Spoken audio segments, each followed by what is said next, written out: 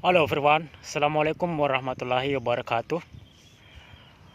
Bertemu lagi dengan saya Biamal Voice ini, walaupun saya berbicara di belakang layar ini teman-teman, karena mengingat juga eh, backgroundnya sangat cantik ya. Jadi saya tidak usah, saya diskualifikasi dulu muka saya untuk tampil karena tidak ganteng-ganteng juga kok. Tapi saya syukuri ya, saya syukuri.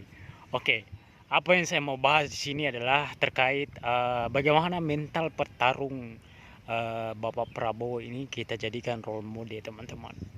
Saya amat terkejut kenapa beliau ini betul-betul yang mungkin sudah ditempa di apakah namanya itu ya, seperti sudah dibentuk dari sananya memang ya, karena dia kan dari latar belakang background militer yang sangat super ketat, super disiplin ya.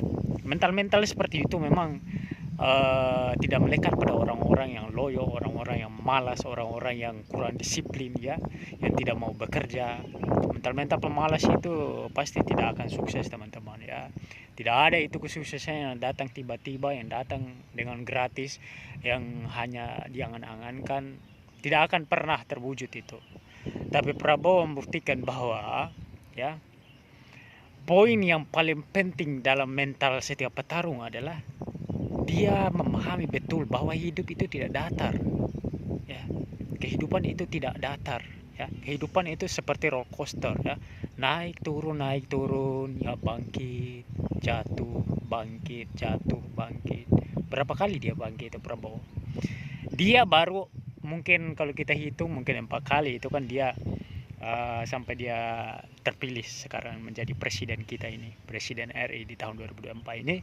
Dia sudah dilantik ya. Kita ucapkan selamat kepada beliau. Saya memahami betul bahwa saya pun dulu ketika dia bertanding dengan Jokowi di dua kali pertandingan itu, saya terus memilih beliau. Tapi ketika di pertandingannya, ketika berpasangan dengan Gibran, saya tidak memilih beliau. Saya justru memilih Pak Anies ya, Anies Mohaimin ya. Saya memilih Pak Anies karena saya melihat dari segi mindset dan pemahaman Pak Anies juga mengenai keadilan dan kesetaraan, itu mengenak juga ya di pemikiran saya bahwa tidak mungkin ada keadilan kalau kita ini tidak setara begitu, tidak diperlakukan setara.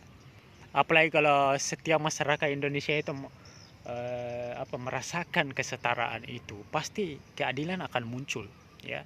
Tidak perlu digembar-gemborkan lagi itu keadilan. Kalau semuanya diperlakukan setara ya, lapangan pekerjaan ya tidak diskriminatif dan sebagainya ya, maka keadilan pasti akan muncul.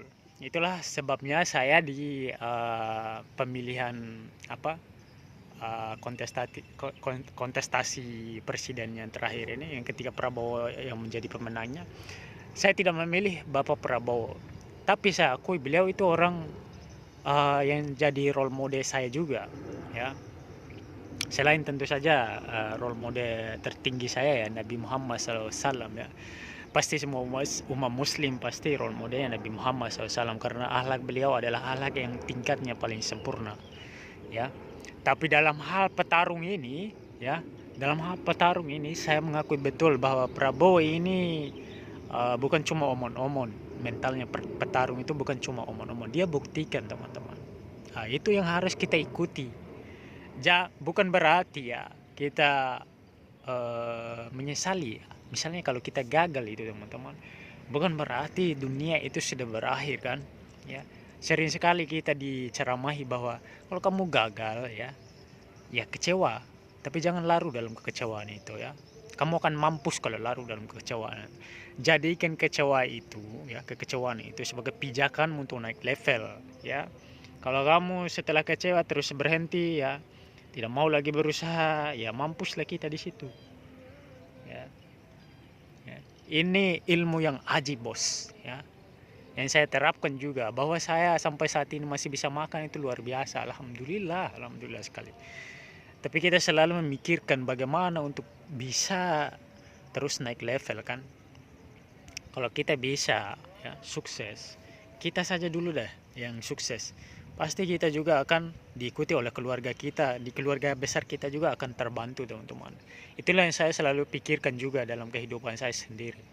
Saya tidak sedang menceramah siapapun, saya ingin mengingatkan diri saya juga, diri saya sendiri juga, bahwa mental petarung itu harus betul-betul ada dalam diri setiap orang ya, harus ada ya.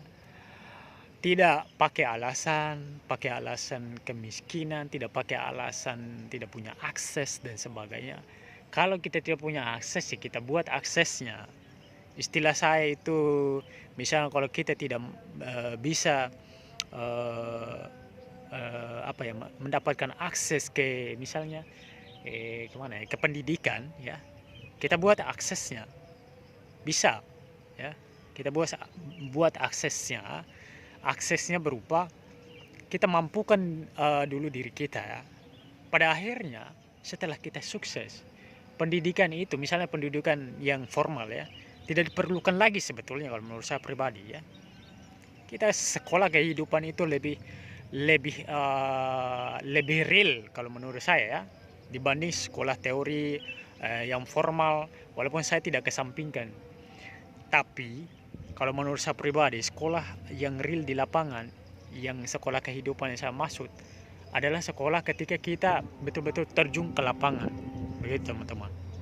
Kita betul-betul misalnya kalau kita masuk di bisnis ya kita mulai bisnis, tidak lagi kita menerima kuliah-kuliah dari dosen dan sebagainya ya. Kita betul-betul terjun, belajar di sini, belajar kekurangan dan kelebihannya ya di bisnis kita sendiri ya. Kita sendiri yang akan tahu apa kekurangannya, apa kelebihannya, apa yang membuatnya rugi, apa yang membuatnya untung. Kita akan langsung terjun di situ belajar. Baiklah teman-teman, kalau kita sudah punya mental petarung dalam diri kita, kita akan menjadi Prabowo berikutnya.